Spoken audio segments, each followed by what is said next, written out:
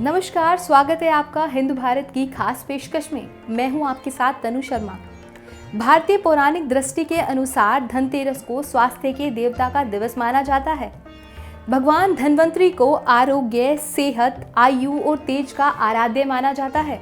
आज ही के दिन भगवान धन्वंतरी से यह प्रार्थना की जाती है कि वे समस्त जगत को निरोग कर दीर्घायु प्रदान करें। भगवान धन्वंतरी आयुर्वेद जगत के प्रेरणा तथा वैदिक शास्त्र के देवता माने जाते हैं। आदिकाल में आयुर्वेद की उत्पत्ति ब्रह्मा से ही मानते हैं। आदिकाल के ग्रंथों में रामायण, महाभारत तथा विविध पुराणों की रचना हुई है, जिसमें सभी ग्रंथों ने आयुर्वेदातरण के प्रसंग में भगवान धन्वंतरी का उल्लेख किया है। भगवान धन्वंतरी प्रथम तथा द्वितीय का वर्णन पुराणों के अतिरिक्त आयुर्वेद ग्रंथों में भी छुटपुट मिलता है, जिसमें आयुर्वेद के आदि ग्रंथों सुश्रुत संहिता, चरक संहिता, कश्यप संहिता तथा अष्टांग हृदय में विभिन्न रूपों में उल्लेख मिलता है। इसके अतिरिक्त अन्य आयुर्वेदिक ग्रंथों भाव प्रकाश, शार्ंगधर तथा उनके ही समकालीन अन्य ग्रंथों में आयुर्वेदातरण का प्रसंग उद्धृत है। इसमें भगवान धन्वंतरी के संबंध में भी प्रकाश डाला गया है। महाकवि व्यास द्वारा रचित श्रीमद् भागवत पुराण के अनुसार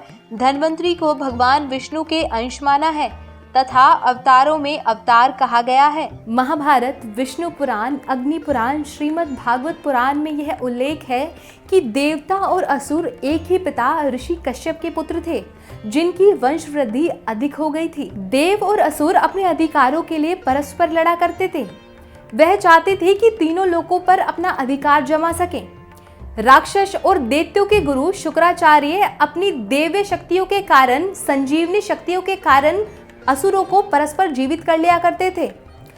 दैत्य मांसाहारी होने के कारण हष्ट पुष्ट, स्वस्थ और शस्त्र विद्या के ज्ञाता थे, जिसकी वजह से युद्ध में देवताओं की मृत्यु अधिक हुआ करती थी। विष्णु पुराण के अनुसार धन्वंतरी दीर्घता के पुत्र बताए गए हैं। इसमें बताया गया है कि वह धन्वंतरी जरा विकारों से रहित देह और इंद्रियों वाला तथा सभी जन्मों में सर्वश्रेष्ठ ज्ञाता हैं। भगवान नारायण ने उन्हें पूर्व जन्म में यह वरदान दिया था कि काशीराज के वंश में उत्पन्न होकर आयुर्वेद के 8 भाग करेंगे और यज्ञ भाग के भोक्ता बनोगे। भगवान धन्वंतरी एवं उनके पुनः जन्म लेने के विषय में भी एक पौराणिक आख्यान है। महाभारत तथा पुराणों में इसका वर्णन मिलता है। समुद्र मंथन से अवतरित विष्णु के अंश प्रथम धन्वंतरी माने जाते हैं। समुद्र से अमृत घट लेकर निर्गत होने के बाद उन्होंने भगवान से कहा कि लोक में मेरा स्थान और भाग निर्धारित कर दें। इस पर भगवान विष्णु ने कहा कि देवताओं में यज्ञ का भाग तो पहले से ही हो चुका है, अतः अब संभव नहीं है कि देवों के बाद उत्पन्न होने के कारण तुम देव नहीं हो। हाँ, दूसरे जन्म में तुम्हें सिद्धियां प्राप्त होंगी तथा तुम लोक में प्रसिद्ध भी हो जाओगे। उसी शरीर में तुम देवत्व भी प्राप्त कर सकोगे तथा ब्राह्मण सब प्रकार से तुम्हारी अर्चना भी करेंगे। तुम आयुर्वेद का अष्टांग विभाग भी करोगे। द्वितीय द्वापर में तुम पुनः जन्म लोगे, इसमें संदेह नहीं है। इसी वरदान के कारण पुत्र की कामना वाले काशीपति धन्व की तपस्या से संतुष्ट होकर शिवजी भगवान ने उनको पुत्र के रूप में धन्वंतरी प्रदान किया। धन्वंतरी ने भारद्वाज से आयुर्वेद विद्या ग्रहण करके अष्टांग रूप में विभाजित किया तथा अपने शिष्यों को अष्टांग आयुर्वेद का ज्ञान कराया। यही धन्वंतरी द्वितीय है। भगवान धन्वंतरी का नित्य स्नान से निवृत्त होकर पूजन करने के वेद्यों को चिकित्सा कार्य में निश्चित रूप से यश प्राप्त होता है तथा